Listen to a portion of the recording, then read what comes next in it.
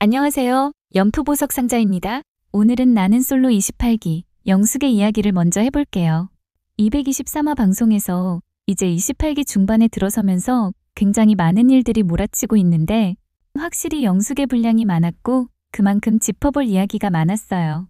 영숙, 광수와의 사이에서 휘몰아친 감정의 변화들, 그리고 정의의 1순위를 언급하면서 말옮기기를 통해 드러난 그녀의 의도 등 영숙을 중심으로 흘러간 일들과 그녀는 과연 왜 그랬는지에 대해 이야기해보겠습니다. 28기 영숙은 한 사람의 감정적 혼란을 넘어 불안이 인간을 어떻게 흔들어 놓는가를 전면으로 보여주고 있어요. 특히 이 나는 솔로라는 프로그램이 굉장히 특이한 게 일반인으로서 이렇게 감정의 밑바닥과 행동 양상 하나하나까지 적나라하게 드러낼 기회가 사실 없잖아요. 그런데 한정된 공간에 남녀 간의 선택이란 상황을 만들어 놓고 그 안에서 어떻게 변화하고 무엇을 드러내는지를 굉장히 노골적으로 보여줘요. 이건 그냥 일반적으로 학교나 회사, 가정에서 일상생활을 하면서는 드러나지 않을 것도 완전 최대치로 이끌어내서 단 5박 6일 정도의 짧은 시간 안에 농축해서 보여주거든요. 아마도 이 인물들이 일상에서 조금씩 보였을 문제들을 가장 단시간에 가장 최대로 보여주는 그런 프로그램인 것 같아요. 일단 영숙은 이번 화에서 특히나 정제 없이 불안한 심리와 그에 따른 행동 전부를 고농축된 모습들로 보여주고 있어요. 영숙의 핵심 감정은 불안입니다. 그 불안은 단순히 사랑받고 싶다가 아니라 나는 여전히 선택받을 수 있는 사람인가? 라는 자기 존재의 의심이에요. 그래서 누군가의 선택이 곧 자기 존재의 증거가 되는 구조죠. 보울비가 말한 불안형 애착의 전형이에요. 그래서 그녀는 상대의 확신을 본인 표현대로 사랑구걸하듯 반복해서 묻습니다. 1순위가 누구예요? 나는 몇 순위예요? 그건 사랑의 확인이 아니라 존재의 확인이에요. 자신도 여기에서 왜 이렇게까지 하는지 알 수 없겠죠. 막다른 골목에서 드러난 본능이니까요. 문제는 그 불안이 인식을 마비시킨다는 겁니다. 영숙은 지금까지의 모습으로 보건대 눈치가 있다고는 할 수 없는 인물이에요. 그런데 그 눈치 없음은 단순한 감각의 둔함이 아니라 불안을 피하려는 선택적 맹목이에요. 광수가 이미 마음을 정리했는데도, 그래서 그게 행동과 말투로 전부 다 드러나는데도 그녀는 아직 가능성이 남았다고 착각했죠. 모를 수가 없어요. 광수의 태도는 완전히 바뀌었고 동생 같다라고 여러 번 말했거든요. 응급실에서 돌아오는 택시 안에서도 이미 다 안 것 같다라고도 했었고요. 그러니 영숙은 몰라서가 아니라 그 사실을 인정하면 붕괴할까봐입니다. 자기 말로 하면 그게 사실이 될까봐, 진짜 그런 게 될까봐 부인하는 거예요. 프로이트는 이런 부인을 자기보존적 무의식이라 불렀어요. 즉, 그녀는 몰라서가 아니라 보고 싶지 않아서 모르는 사람입니다.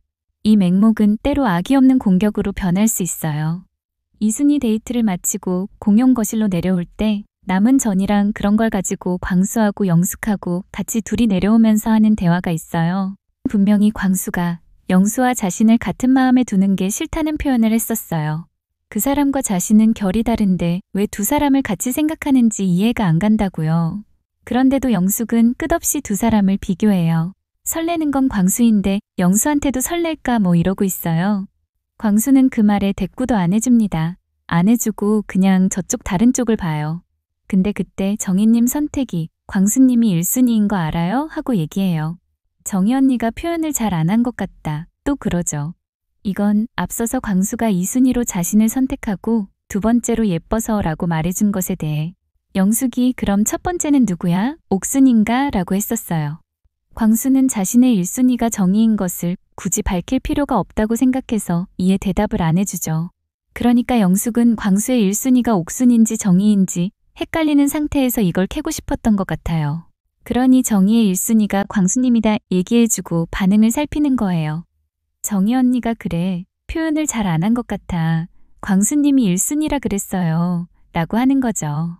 그런데 광수가 대꾸를 안 해주다가 영숙이 하도 여러 번 얘기하니까 듣다 광수가 그런 거 전달할 필요 없어 말해요. 그 말에 영숙이 나 너무 정직한가 하죠. 여기에 딴 사람 얘기를 하지 말라고, 괜히 꼬인다고 광수가 이렇게 딱 잘라서 말을 했어요. 영숙의 의도가 명백히 너무나도 투명하게 보이는 말들이었던 거죠. 심지어 광수가 그런 얘기 하지 말라고 단호히 말했을 때 영숙은 재밌잖아 라고 해요. 더 이상 정직해서나 도와주려고 하는 선한 의도가 아니란 걸 보여줬어요. 상대의 경계를 살짝 침범함으로써 자신이 여전히 영향력을 가질 수 있다는 걸 확인하는 행위예요. 라캉의 말대로 욕망은 타인의 욕망을 욕망합니다. 그녀는 광수의 불쾌함을 통해서조차 나를 여전히 의식하는 그를 느끼고 싶었던 거예요. 이건 무지의 탈을 쓴 은폐된 통제욕입니다. 그녀의 눈치 없음은 지금 주변에 폐를 끼치고 여러 복잡한 일들을 만들기 시작하면서 유해하게 작동하기 시작해요.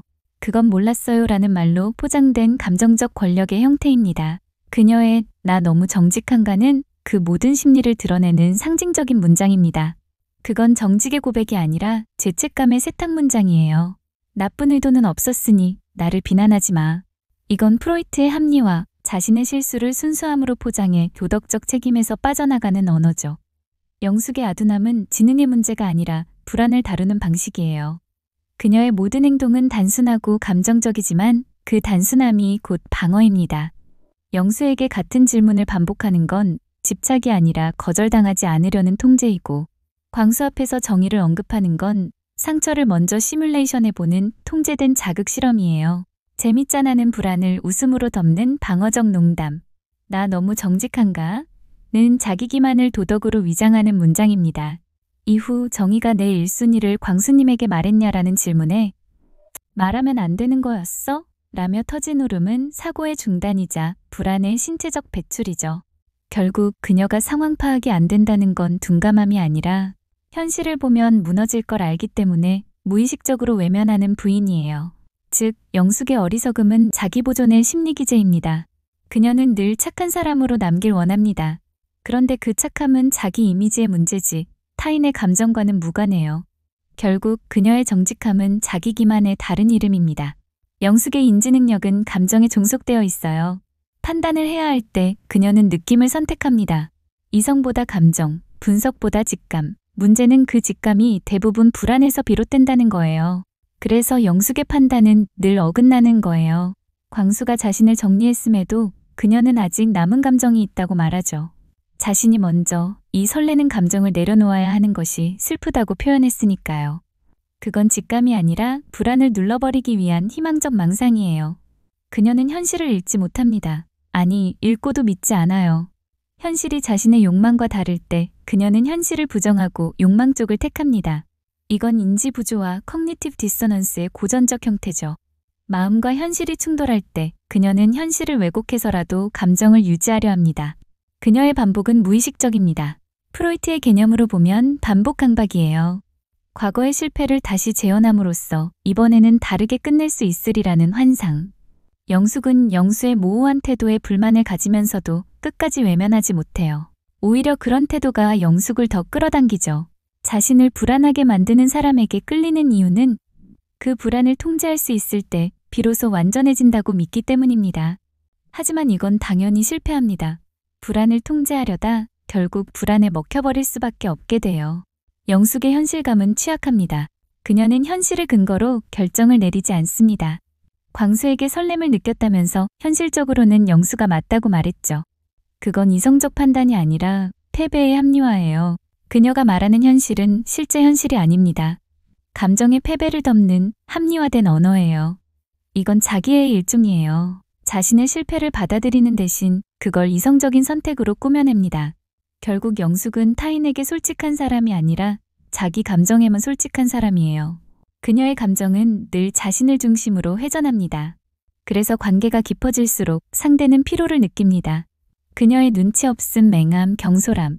그건 미숙함이 아니라 감정을 제어하지 못하는 사람의 인지적 부작용이에요. 그녀는 보지 못하는 게 아니라 보고도 감당하지 못하는 사람이에요. 그리고 그 회피가 쌓여서 순진한 착각녀라는 오명을 만듭니다. 요약하자면 영숙의 심리구조는 이렇게 정리돼요. 1. 핵심 욕망. 나는 여전히 선택받을 수 있는 사람인가? 2. 방어기제, 부인, 합리화, 감정의 전치. 3.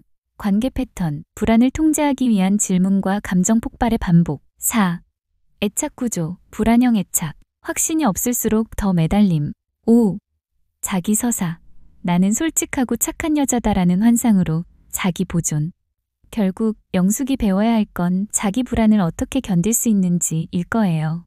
그녀는 여기서 필연적으로 실패할 수밖에 없었어요. 왜냐면 그녀의 모든 사랑이 확신을 향했기 때문이죠. 영숙의 자기애의 위장, 불안을 견디지 못하는 조급함 등은 영수와 광수 두 남자를 모두 떠나게 만들었죠. 영숙도 아마 이번 방송을 보면서 자신의 모습에 많이 놀라기도 하고 힘들어하기도 할 것 같아요. 하지만 자신을 완전히 직시함으로써 얻게 되는 것이 훨씬 많을 거라고 생각해요. 내면의 모습까지 천천히 돌아보면서 한층 더 성숙해지는 기회로 삼는다면 좋을 것 같아요. 여기까지 28기 영숙에 대한 리뷰를 마칠게요.